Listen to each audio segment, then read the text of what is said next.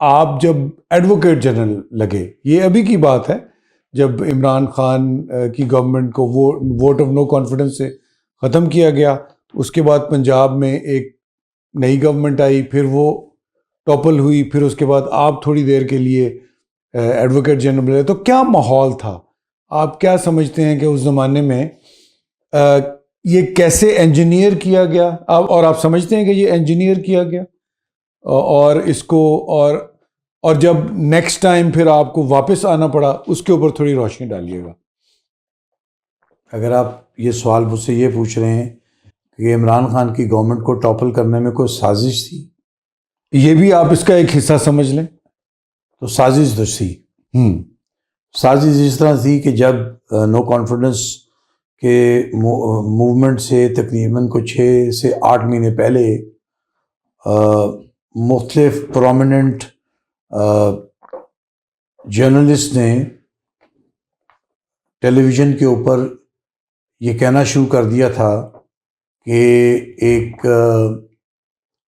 Conspiracy ہیچ ہو چکی ہے جو کہ امریکن سپورٹڈ اور سینکشنڈ ہے، جس کے تحت MQM اور کچھ اور حلیف جماعتیں جو ہیں وہ عمران خان کی گورنمنٹ سے سپریٹ ہو جائیں گی اور گورنمنٹ کلیپس کی جائے گی اور اس کے بعد ایک نو کانفیڈنس موو آ جائے گی.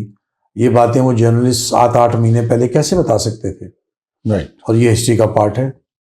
اس میں سب سے پہلے میرا خیال ہے جو خبر بریک کی تھی وہ ہارون رشید صاحب نے، جو فیمس جرنلسٹ ہیں، انہوں نے بریک کی تھی. اور اس وقت تو خواب و خیال میں بھی نہیں تھا کسی کے کہ پنجاب جو عمران خان کی گورنمنٹ جو ہے اس کو اس طریقے سے کلیپس کرایا جائے گا. یہ پارٹ ہسٹری حقیقت نظر آتی ہے. اور اب تو ریسنٹ پاسٹ کے اندر بہت سارے امریکن اخباروں اور چینلز نے بھی اس بات کی توثیق کی ہے کہ یہ واقعی کنسپریسی کے تحت کرائی گئی.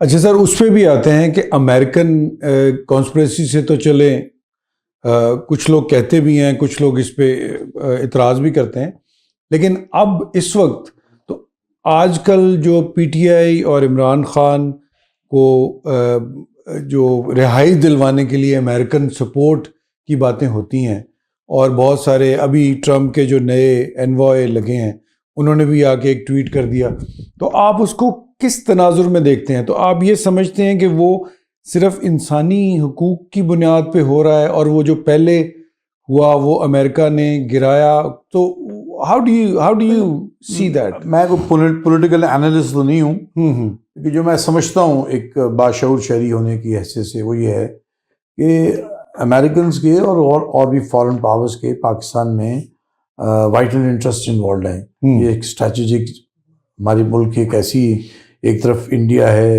ایک طرف افغانستان ہے، ایک طرف ایران اور چائنا ہمارے بارڈرز پہ ہیں، تو اسٹریٹجک امپورٹنس تو ہے.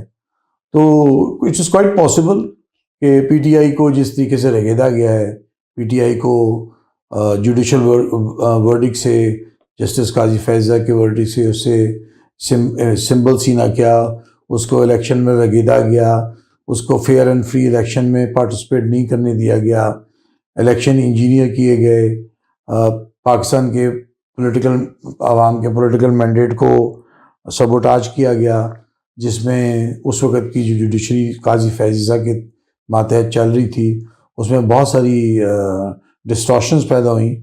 تو اب اگر Americans carrot and stick policy کے تحت کوئی ریٹریول چاہتے ہیں تاکہ پولیٹیکل اسٹیبلٹی دی جا سکے کنٹری میں، اٹ از کوائٹ پاسبل.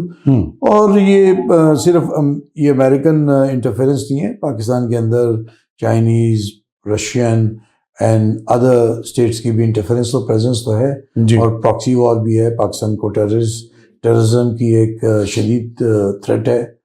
تو کوئی بات بعید نہیں ہو سکتی، اٹ کی ناٹ بی رولڈ آؤٹ. اچھا سر، اب ادھر آتے ہیں، ذرا تھوڑا پیچھے جاتے ہیں. جو ووٹ آف نو کانفیڈنس ہوا، آپ یہ سمجھتے ہیں کہ وہ آئینی اور قانونی تقاضوں کے مطابق ہوا، یا وہ جس طرح قاسم سوری صاحب جو اس وقت اسپیکر تھے ایکٹنگ، انہوں نے جو رولنگ دی اس میں کورٹ کو پڑھنا چاہیے تھا، کورٹ کو انٹرفیئر کرنا چاہیے تھا، سپریم کورٹ کو؟ اس میں آپ کیا سمجھتے ہیں؟ آپ اس میں وکیل بھی رہے عمران خان کے، پاکستان کے آئین کے تحت تو تمام ادارے جو کانسٹیٹیوشنل ہیں ان کے اندر انٹرفیرنس جو ہے وہ منع کیا گیا ہے. گائیڈنگ پرنسپل قانون کا یہی ہے, جی آئین کا یہی ہے. اس کے اندر انٹرفیرنس جو تھی سپریم کورٹ نے جس طریقے سے کی وہ نامناسب تھی.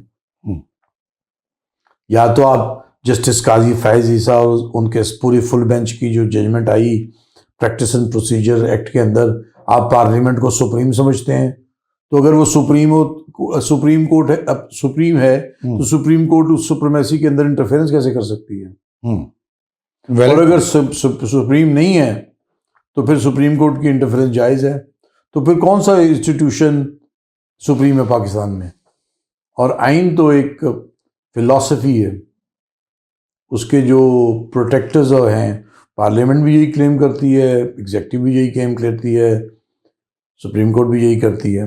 تو یہ آپس میں جو انسٹیٹیوشنل تناؤ ہے اور انسٹیٹیوشنل سپرمیسی کی وار ہے, اسی سے جو سارا کیوس پڑا ہوا ہے. میرا خیال ہے قاسم سوری صاحب نے جو کیا وہ اسمبلی کے اندر رہنا چاہیے تھا, اور اسمبلی کے ممبران کو اس کو پولیٹیکل جدوجہد کرنی چاہیے تھی. سپریم کورٹ کو اس میں انٹرفیئرنس نہیں کرنی چاہیے تھی. جس طرح کہ آپ کہہ رہے ہیں کہ فل کورٹ ججمنٹ جس میں پریکٹس اینڈ پروسیجر جو ایکٹ تھا اس کو ویلیڈیٹ کیا گیا اور پارلیمنٹ کی سپریمیسی کو مانا گیا, تو آپ کا مطلب کہنے کا یہ ہے کہ وہ جو قاسم سوری صاحب نے جو کیا اس کو اسی طرح رہنے دیا جاتا اور کل کلاں کو آ کے وہی پارلیمنٹ یا اگلی پارلیمنٹ آ کے کوئی اس طرح کی قانون سازی کر لیتی یا آئین میں ترمیم کر لیتی کہ آگے آنے والے ٹائم میں اس طرح کی کوئی رولنگ نہیں دی جا سکتی. یہ ہو سکتا تھا. آپ کہتے ہیں کورٹ کو بالکل کورٹ کو ریفرین کرنا چاہیے, کورٹ کو جوڈیشل پروڈنس دکھانی چاہیے تھی, انٹرفیئرنس نہیں کرنی چاہیے تھی. 5 ججوں کی جو بینچ تھی ہیڈڈ بائی چیف جسٹس عطا عمر بندیال صاحب, ان کی ججمنٹ تو پھر اوور رول ہو چکی ہے نا پریکٹس اینڈ پروسیجر میں, جہاں پہ فل کورٹ نے بیٹھ کے کہہ دیا کہ پارلیمنٹ سپریم ہے. جی جی. تو آپ جو بندہ سپریم ہے اس کے اندر تو انٹرفیئرنس نہیں کر سکتے. بڑا انٹرسٹنگ پوائنٹ ویسے آپ نے ریز کیا. اچھا, آج کل جو پولیٹیکل اور جوڈیشل ڈیڈ لاک ہوا ہے, 26ویں آئینی ترمیم بھی آ گئی ہے, اس کی بڑی ڈیپ روٹیڈ یہ ایک ٹسل ہے.